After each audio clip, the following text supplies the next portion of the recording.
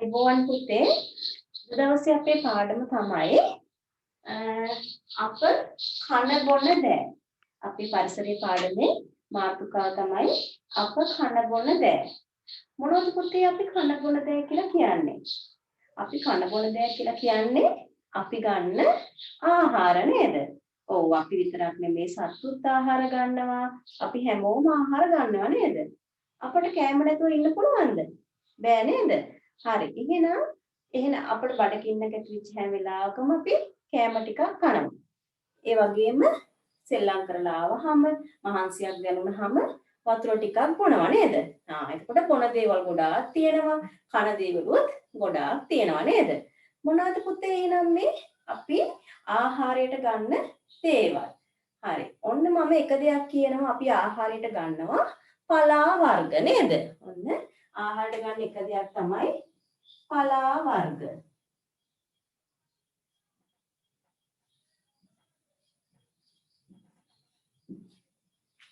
පලා වර්ග එහෙම නැත්නම් කොළ වර්ග නේද? ඔයාලගේ ගෙවත්තේ ගොඩාක් පලා වර්ග තියෙනවා ඇති. මේ බලන්න අඳුරනවද කියලා මේ මොනවාද කියලා? මොනවාද මේ? ඔයාලගේ ගෙවත්තේ තියෙනවා නේද? මේ තම්පලා මොනවද පුතේ? තම්පලා. ඔන්න තම්පලා පලා වර්ගයක් නේද? මේ මොනවාද? මේ නිවිතිය. මොනවාද? නිවිතිය. තවත් දෙයක් මම ගෙනාවා මේ චූටි කොළ ගොඩක් තියෙනවා. ගොඩක් දිග අත්තක වගේ තියෙන චූටි කොළ ගොඩක් තියෙනවා. ඒ මොනවාද? කතුරු මුරුංගා. ඔයාලගේ වත්තේත් මේ දේවල් තියෙනවා නේද? කතුරු මුරුංගා. මේ මොනවාද බලන්න? මේ ගොටු කොළ. මොනවාද? ගොටු කොළ. තව තියෙනවා මේ මුගුණු වෙන්න. අපි ආහාරයට ගන්න තවත් පලා වර්ගයක් තමයි මුගුණු වෙන්න. මේ සාරණ. හරි පුතේ මම පලා වර්ග කිහිපයක් ඔයාලට පෙන්නුවා. මේවට අමතරව තව පලා වර්ග ගොඩක් තියෙනවා. මොනවාද මීට අමතරව තියෙන තව පලා වර්ග? කොහිල. කොහිල දළු දන්නව නේද? කොහිල තියෙනවා. තව කංකු. වෙන තව ඔයගේ පලා වර්ග ගොඩාක් තියෙනවා අපි ආහාරයට ගන්න. එහෙනම් පුතේ ඔයාලත් ඔයාලගේ ගෙවත්තට ගිහිල්ලා අපි ආහාරයට ගන්න පලා වර්ග මොනවාද කියලා හොයලා බලන්න ඕනේ. මේ පලා වර්ග ගැන කියන පුතේ පුංචි කවියක් තියෙනවා. ඒ කවිය පාඩම් කරගත්තොත් අපිට ලේසියෙන්ම පලා වර්ග ගොඩක නම් දැනගන්න පුළුවන් වෙනවා. මම කවිය කියනවා ඔයාලා මේ ලියාගෙන හරි මේ කවිය හොඳට පාඩම් කරගන්න ඕනේ. එතකොට අපිට මේ කවියෙන් පලා වර්ග ටිකක් ගොඩක් නම් අපිට මතක තියාගන්න පුළුවන්. හරිද? මේ බලන්නකෝ මේ කවිය මොකද්ද කියලා. මම කවිය කියනවා. කංකුං ගොටු කොළේ කතුරු මුරුංගා සාරෙන තම්පලා කොහිල ගෙනාවා නිවිතිහින් ගෙඳ සහ කොළ ගෝවා කීර පලා කොළ අරගෙන ආවා. හරි පුතේ ඔයාලත් මේ කවිය ලියාගෙන හොඳට පාඩම් කරගන්න ඕනේ. හරිද පුතේ? එතකොට අපට ඔන්න නිකම්ම පලා වර්ග ගොඩක නම් මතක හිටිනවා කියන්න පුළුවන් වෙනවා. එහෙනම් පුතේ මේ පලා වර්ග අපි ආහාරයට ගන්නකොට අපේ ශරීරයට මොනවද හම්බ වෙන වාසි? ඇයි අපි මේ පලා වර්ග කෑමට ගන්න ඕනේ? මේ පලා වර්ග කෑමට ගන්නකොට අපේ ශරීරයට ලැබෙන ප්‍රයෝජන වාසි ගොඩාක් තියෙනවා. හරි බලමු මොනවද කියලා. එකක් තමයි පුතේ මේ පලා වර්ග මම මේක ලියන්නම් පුතේ බෝඩ් එකේ පලා වර්ග ආහාරයට ගැනීමේ වාසි.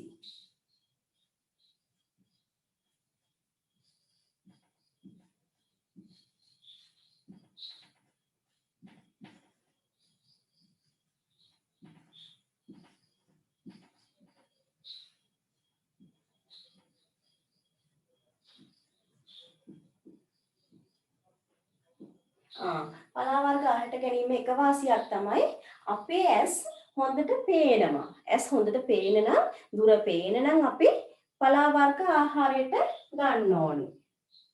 ඇස් පෙනීම සඳහා. ඇස් පෙනීමට. තව මොනවාද? අපේ මේ සම ලස්සනට පැහැපත් වෙන නිරෝගී සමක් ලැබෙන්න මේ පලා වර්ග ආහාරයට ගන්න එක හරිම ප්‍රයෝජනවත්. සම පැහැපත් වීම. සම පැහැපත් වීම. තව මොනවාද? තව අපේ මතක ශක්තිය හොඳට වර්ධනය වෙන්න මේ පලා වර්ග ආහාරයට ගන්න එක හරිම ප්‍රයෝජනවත්. මතක ශක්තිය වර්ධනයට.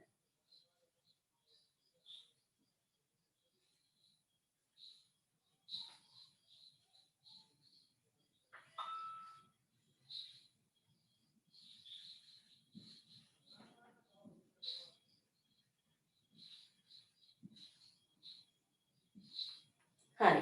තව අපේ මේ කොණ්ඩය එහෙම නැත්නම් මේ කෙස් කලඹ වර්ධනය වෙන්න ලස්සන නිරෝගී කෙස් කලඹක් ලබා ගන්න මේ පලා වර්ග ආහාරයට ගන්න එක හරිම ප්‍රයෝජනවත්. නිරෝගී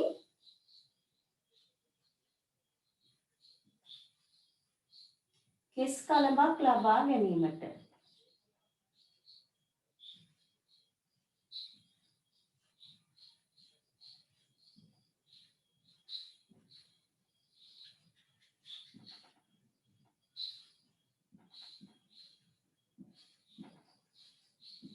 තව එකක් තමයි පුතේ අපේ ශරීරයට අවශ්‍ය විටමින් වර්ග ලබා ගැනීමට.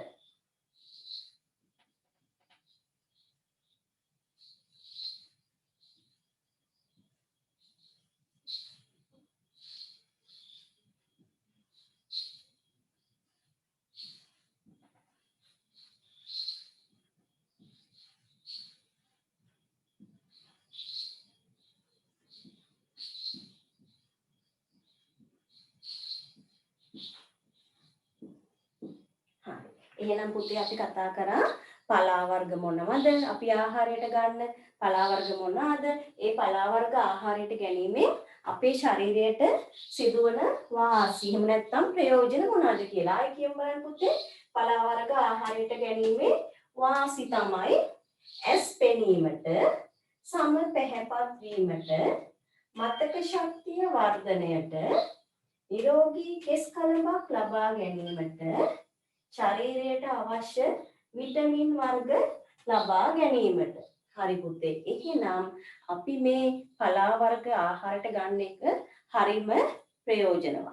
එහෙනම් අපි ප්‍රධාන වශයෙන් ගෙදර දවසකට කෑම වේල් කීය ගන්නවද? 3ක් ගන්නවා. අපි පුළුවන් හැම වෙලාවෙම පුළුවන් නම් කෑම වේල් 3ටම පලා වර්ගයක් මේ එකතු කරගන්න එක හොඳයි. අඩුම වශයෙන් කෑම වේල් 2කටවත් අපි පලා වර්ගයක් ආහාරයට ගන්න ඕනේ. හැබැයි පුතේ ගොඩාක් හොඳ දෙයක් තමයි පුළුවන් හැම වෙලාවකම අපි අපේ ගෙවත්තෙන් ගන්න පුළුවන් පලා වර්ගයක්. එහෙම නැත්නම් අපිට ගෙදර වගා කරගන්න පුළුවන් පලා වර්ග ආහාරයට ගන්න එක ගොඩාක් හොඳයි. එහෙම නැත්නම් මේ නිමාඩු කාලේ ඔයාලට පුළුවන් අම්මලත් එක්ක එකතු වෙලා පුංචි ගෙවත්තක් ගෙදර මිදුලේ හදාගෙන මේ කියන පලා වර්ග ටිකක් වවා ගන්න පුළුවන්. එතකොට ඔයාලට පුළුවන් කෑම වේලක් හදද්දී අම්මලාට මේකෙන් ටිකක් ඔයාලට කඩලා කෑම උයන එකටත් සම්බන්ධ වෙන්න නේද? හැබැයි පුතේ ඒ වගේම සමහරලාවට අපේ ගෙවත්තේ පලා වර්ග නැත්තම් අපි මොකද කරන්නේ? වෙළඳ පොලේ පලා වර්ග මිල දීලා ගන්නවා නේද? ඔව්. එතකොට පුතේ අපි හැම වෙලාවෙම මතක තියාගන්න ඕනේ අපි දන්නේ නැහැ මේ වෙළඳ පොලෙන් තියෙනකොට කොහෙන් ගෙන ආපු පලා වර්ගද කියලා. එහෙනම් අපි ඒවා ගෙදරට ගෙනහලා උයන්න කලින් හොඳට මොකද කරන්න ඕනේ? සෝදන්න ඕනේ නේද? සෝදන්නේ මොනවද දාලාද? ලුණු වතුර දාලා සෝදනවා නම් ගොඩාක් හොඳයි නේද? එතකොට ඒ වගේ විස බීජ තියෙනවා නම් ඒව විනාශ වෙලා අපට ආහාරයට ගන්න පුළුවන් වෙනවා. එහෙනම් පුතේ ගොඩක් හොඳයි ඔයාලට පුළුවන් නම් ගෙදර පලා වර්ග ටිකක් මේ වවාගෙන ඒව අපේ ආහාරයට එකතු කරගන්නවා නම්. හරි. එහෙනම් පුතේ ඔන්න අපි දැන් පලා වර්ග කිහිපයක් ගැන ඉගෙන ගත්තා. පලා වර්ග ආහාරයට ගැනීමෙන් ඇතිවෙන වාසි ගැන ඉගෙන ගත්තා. හරි. ඒ වගේම දෙයක් තමයි අපි ආහාරයට ගන්න තවත් දෙයක් මොනවාද? ඔයාලත් හරිම ආස දෙයක් තමයි මොනවාද?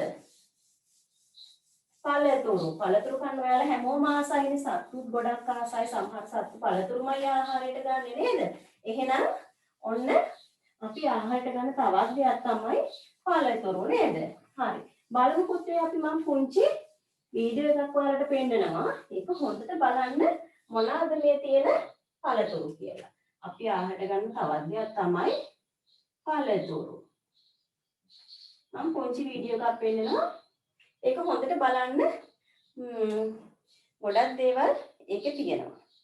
ඔයාලා දන්න දේවල් තියෙනවද කියලා බලන්න. ඔයාලා ගෙදර වත්තේ තියෙන දේවල්, එහෙම නැත්නම් කාලා තියෙන දේවල් තියෙනවද කියලා බලන්නකෝ මෙන්න මේ පුංචි වීඩියෝ එක දිහා.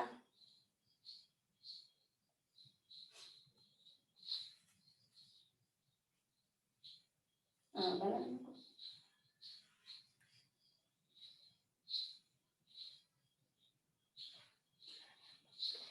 බලන්න ගොඩක් දේවල් එයාලා මොකද කරන්නේ කියලාත් ඔයාලා බලන්න. පළතුරු කොහොමද මේ මොනා කරනවද, මොනවාද ඒකේ තියෙන පළතුරු, ඔයාලගේ ගෙදර වත්තේ තියෙන පළතුරු ඒකේ තියෙනවද, ඒ වගේ පාට මොන වගේද, ඉදුණු පළතුරු කොහොමද, අමු පළතුරු කොහොමද, එයාලා සෝදලා කොහාටද දාන්නේ, ඒ දේවල් හොඳට බලන්න ඕනේ. එතකොට මේ කරන දේවල් බලලා අපිත් පළතුරක් ආහාරයට ගන්නවා නම් මොකද්ද කරන්න ඕනේ කියලා බලන්න ඕනේ. අපේ ගෙවත්තේ තියෙන පළතුරු මොනවාද? අපේ ගෙදර වත්තේ පළතුරු නැත්නම් අපි මොකද කරන්න ඕනේ? මේ නිමාඩු කාලේ අම්මලා තාත්තලාත් එක්ක එකතු වෙලා පුංචි පළතුරු පැලයක් හදාගන්න උදව් කරන්න. ඒවා සාත්තු කරන්න, නඩත්තු කරලා තව ටික කාලෙකින් ඒ වගේ ගෙඩි අරගෙන අපිට කන්නත් පුළුවන් වෙනවා නේද? බලන්නකො හොඳට මොනවද මේකේ තියෙන්නේ කියලා. සමහර පළතුරු තියෙනවා අපේ රටේ නැති ඒවා. අපේ ගෙවත්තේ හැදින් නැති ඒවා. හොඳට බලන්න ඒවා. ඒවා නැහැ කියලා දුක් වෙන්න ඕනේ.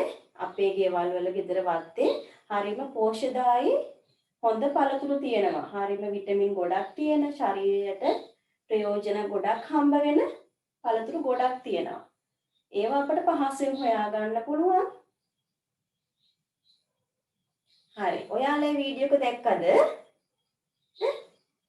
හරි. මම හිතනවා එක දකින්න නැති කියලා. පුතේ මොකක්ද මොනවද මේ වීඩියෝ එකේ තිබිච්ච පළතුරු වර්ග? ගොඩක් තිබුණා නේද? අඹ තිබුණා, ඇපල් තිබුණා, අන්නාසි, පැණි කොමඩු, කෙසෙල්, මිදි, පෙයාස්, ඔය ගොඩක් දේවල් තිබුණා නේද පුතේ? මට කියන්නකෝ ඔයාලා ගෙදර වත්තේ තියෙන පළතුරු මොනවාද කියලා. හරිම රස ගෙදර වත්තෙන් හොයාගන්න පුළුවන්. හරි. වේරළු, උගුරැස්ස, කාඹරංග, ඇම්බරෙල්ලා, පැෂන්, ජම්බු, පුතේ ඔය වගේ පළතුරු ගොඩාක් ඔයාලගේ වල වල තියෙනවා. ඔය පළතුරු හරිම පෝෂණීයයි. අපේ ශරීරයට ප්‍රයෝජන ගොඩාක් හම්බ වෙනවා.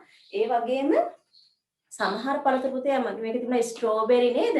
ඇපල්, පෙයාස් ඔය වගේ දේවල් අපිට නිතර ආහාරයට ගන්න බැරි වුණාට ඊට වඩා හොඳ පෝෂණ ගුණය ලැබෙන පළතුරු වර්ග අපේ ගෙවත්තේ තියෙනවා. අපිට මේ අහල පහල හොයා ගන්න පුළුවන්. එහෙනම් අපි හැම වෙලාවෙම පළතුරක් ආහාරයට ගන්න එකත් හරිම අපේ ශරීරයට ප්‍රයෝජනවත්. කෑමක් කාලා ඊට පස්සේ අතුරුපසක් විදිහට අපිට මේ පළතුරු ආහාරයට ගන්න පුළුවන්. එහෙම නැත්නම් අතිරේකව පළතුරක් ආහාරයට ගන්න පුළුවන් නේද? එහෙම නැත්නම් සමහර පළතුරු තියෙනවා අන්නාසි, ගස් ලබු, දියුල්, අඹ ඔයගේ දේවල් පළතුරක් විදිහට වගේම අපිට පුළුවන් රසවත් පානයක් විදිහට හදා ගන්නත් පුළුවන් නේද? එතකොට මේ වගේ පළතුරු කොහොම හරි අපේ ශරීරයට ගත්තාම අපේ ශරීරයට ගොඩාක් ප්‍රයෝජන සිද්ධ වෙනවා නේද? හැබැයි පුතේ එක දෙයක් මතක තියාගන්න ඕනේ. මේ පළතුරු ආහාරයට ගන්නවා නම් අපි මොකද කරන්න ඕනේ? අපේ ගෙදර වත්තෙන් ගත්තත් එහෙම නැත්නම් වෙළඳ පොලෙන් ගෙනල්ලා ගත්තත් මොකද කරන්න ඕනේ? අපි ආහාරයට ගන්න කලින් හොඳට අර මොකද වීඩියෝ එකේ තිබුණා ලොකු භාජනයකට දාලා හොඳට සෝදනවා නේද? එහෙනම් අපි පළතුරක් ආහාරයට ගන්න කලිනුත් හොඳට සෝදලා කෑමට ගන්න ඕනේ. මොකද ඒකේ තියෙන විස බීජ නැති වෙලා අයින් වෙලා අපේ ආහාරයට ගන්න ඕනේ නේද? එහෙනම් පුතේ දැන් බලමු පළතුරු ආහාරයට ගන්න එකේ ප්‍රයෝජන මොනවාද කියලා.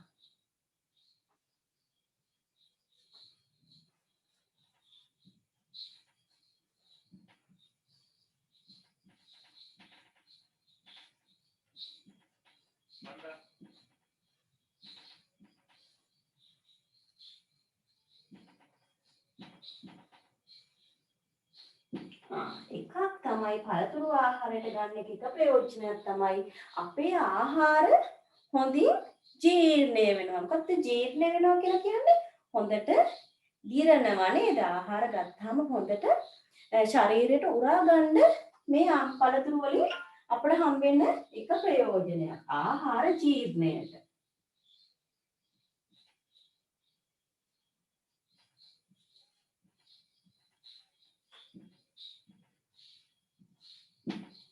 ඒ වගේම අපේ සම පැහැපත් වෙන්න පලා වර්ග ආහාරයට ගත්තාමත් අපේ සම පැහැපත් වෙනවා නිරෝගී වෙනවා කිව්වා. ඒ වගේම පළතුරු ආහාරයට ගැනීමෙන් අපේ ශරීරයේ සම පැහැපත් වෙනවා.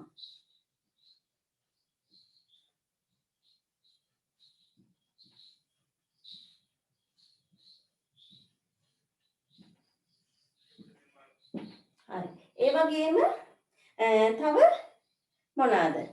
අපේ ශරීරය හොඳට ශක්තිමත් වෙන්න පළතුරු ආහාරයට ගැනීම හරිම ප්‍රයෝජනවත්. ශරීරයේ ශක්තිමත් වීමට.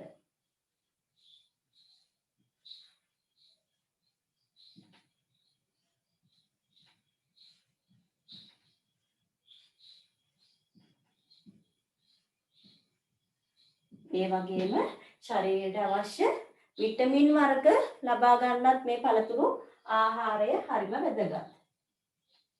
ශරීරයට අවශ්‍ය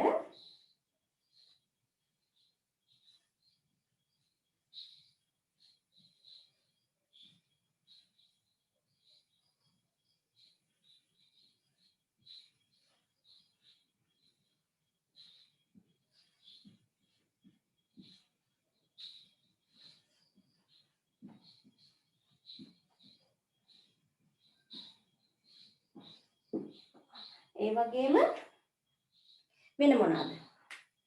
ඒ වගේම අපේ මේ දත් ශක්තිමත් වෙන්න, කෙස් කලඹ වර්ධනය වෙන්න, වගේ ගොඩාක් ප්‍රයෝජන අපිට තියෙනවා පළතුරු ආහාරයට ගන්නවා. අපි කියමු ප්‍රධාන වශයෙන් තියෙන ඒවා තමයි ආහාර ජීර්ණයට, සම පැහැපත් වීමට, ශරීරය ශක්තිමත් වීමට, ශරීරයට අවශ්‍ය විටමින් වර්ග ලබා ගැනීමට. එහෙනම් පුතේ ඔයාලා පළතුරු වර්ග ගැන දැන් දන්නවා.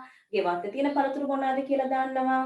පළතුරු ආහාරයට ගන්නාම අපේ ශරීරයේ තියෙන ප්‍රයෝජන දන්නවා. හරි පුතේ එහෙනම් හැම වෙලාවෙම ඔයාලා පළතුරක් ආහාරයට ගන්න මතක තියාගන්න. එතකොට ඒ පළතුරු ආහාරයට ගන්නකොට හොඳට සෝදලා කරලා කෑමට අපි ගන්න ඕනේ. ඔයාලා ගෙවත්තේ පළතුරු වගා කරගන්න මේ නිවාඩු කාලේ දෙමව්පියොත් එක්ක එකතු වෙලා පුංචි පැලයක් හිටවලා සාතු කරලා පළතුරු පැලයක් හිටවා ගන්න අමතක කරන්න එපා. හරිද? හරි. එහෙනම් පුතේ ඊගාවට අපි කතා කරනවා අපි මේ ආහාරයට ගන්න ආහාර වර්ග නාස්ති වෙන්නේ කොහොමද? නාස්ති වෙනවා කියලා කියන්නේ මොකද්ද? අපත යනවා නේද? අපි ආහාරයට ගන්න ගොඩ කෑම වර්ග නිකරුණේ නාස්ති වෙලා අපතේ යන අවස්ථා තියෙනවා. මට කියන්න බලන්න මොනවාද කියලා. සමහර යෙදුණු පළතුරු අපි දන්නවා ගොඩ සමහර වෙලාවට ඉදිලා පැහිලා හොඳට ඉදිලා නරක් වෙලා බිම විනාශ වෙලා යන අවස්ථා තියෙනවා නේද?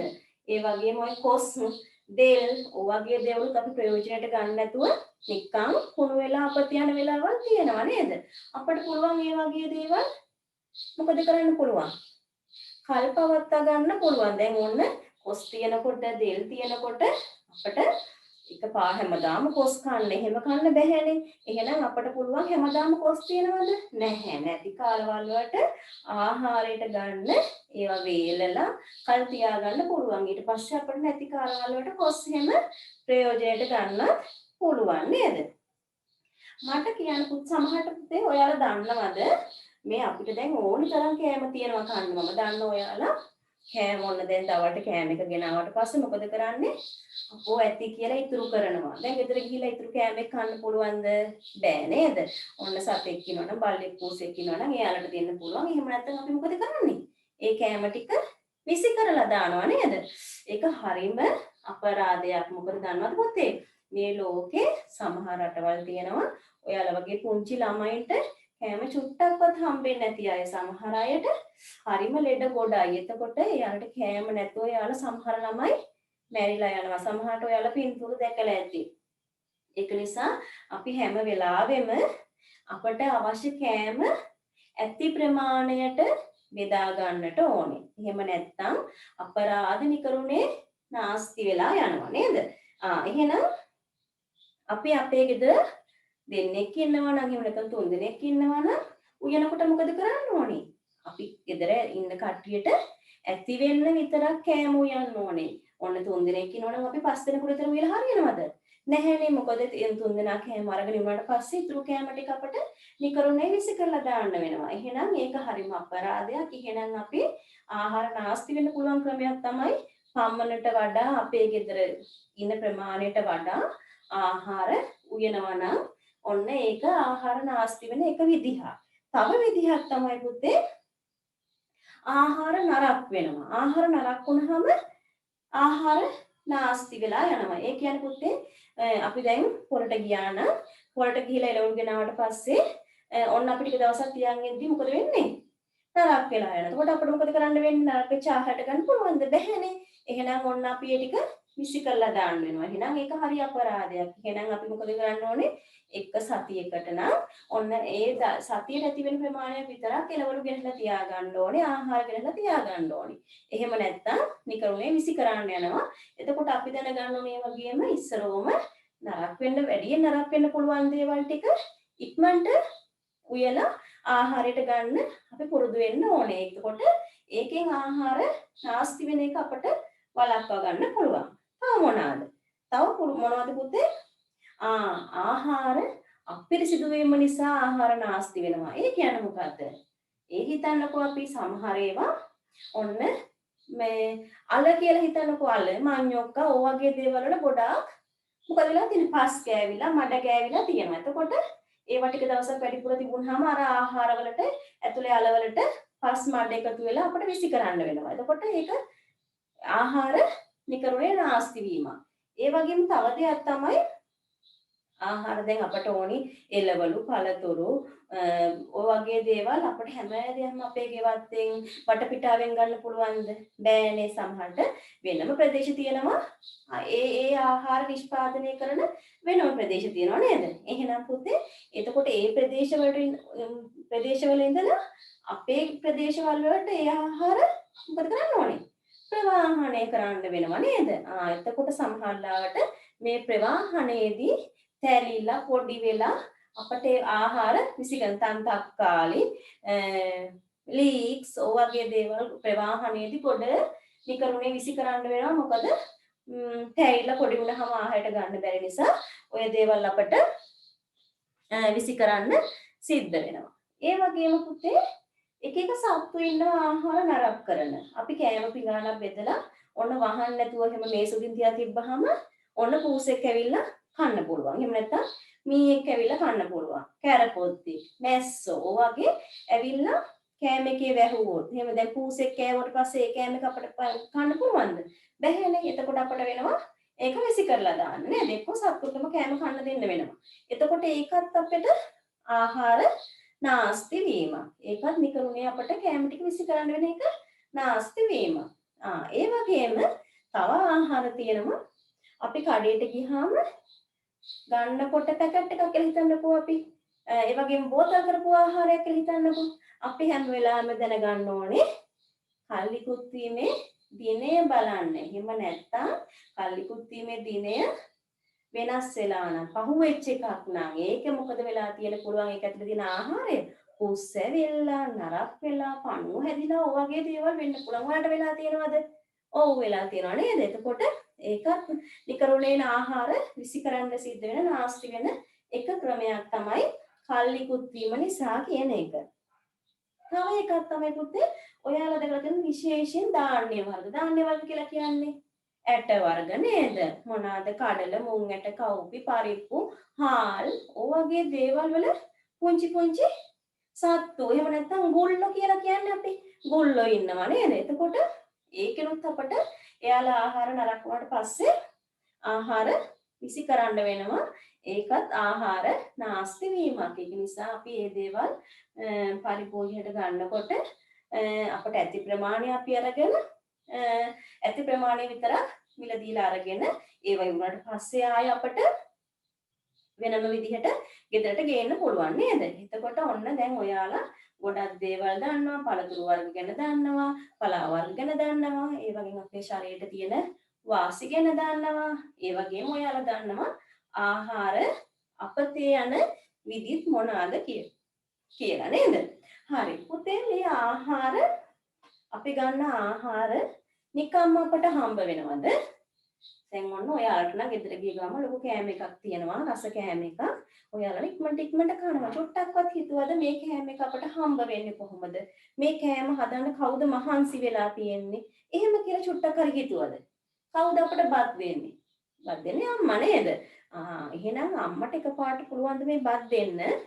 අපිට ගෙදරට කඩින් ඔන්න හාල් කියනවා. එකපාරට අපට ගෙදර මෙතනින් හාල් ගන්න පුළුවන්ද? එහෙම බෑනේ පුතේ. අපි හාල් ගන්න කොහෙන්ද?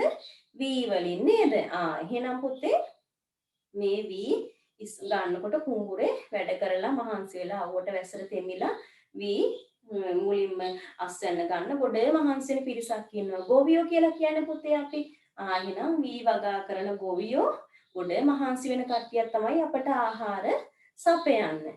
ඒ වගේම පුතේ අවශ්‍ය එළවලු පළතුරු වගා කරන හේන් ගොවියෝ ඉන්නවා. ඒ වගේම පළතුරු එළවලු වගා කරන ගොවියෝ ඉන්නවා. එහෙනම් පුතේ මෙයාලා ගොඩ මහන්සි වෙලා තමයි අපට මේ ගොවියෝ අපට මේ අවශ්‍ය ආහාර සපයලා දෙන්නේ. එහෙනම් දැන් ඔන්න ඔයාලා දන්නවා අපට ආහාර සපයන්න මහන්සි වෙන කට්ටිය කවුද කියලා දන්නවා. ඊට අමතරව පුතේ ඔයාලා හරි ආසාවෙන් කන දෙයක් තමයි පාන්, බානිස් ඔයගේ දේවල් නිකම්ම හම්බ වෙනවද? නැහැ. ඒවා බේකරි වල එහෙම නැත්නම් ඒවා නිෂ්පාදනය කරන තැන්වල මහන්සි වෙන පිරිසක් ඉන්නවා නේද? ඒ වගේම තව මොනවාද? සත්ත්වමය ආහාර සතුන්ගෙන් හාල් නැස්සන් කරවල මස් මාළු වගේ දේවල් උත් අපිට නිකම්ම හම්බ වෙනවද? නැහැ. ඒවා දැන් අපි කරවල හාල් මැස්සෝ මස් මාළු ඔයගේ දේවල් මාළු හිම ගන්නකොට මුහුදු යන පිරිසක් ඉන්නවා දීවරයෝ නේද? එහෙනම් එයාලා මහන්සි වෙලා ඒ දේවල් ගෙනහලා දෙන නිසා තමයි අපි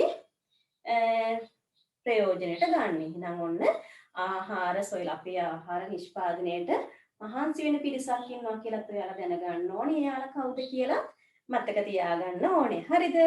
හරි.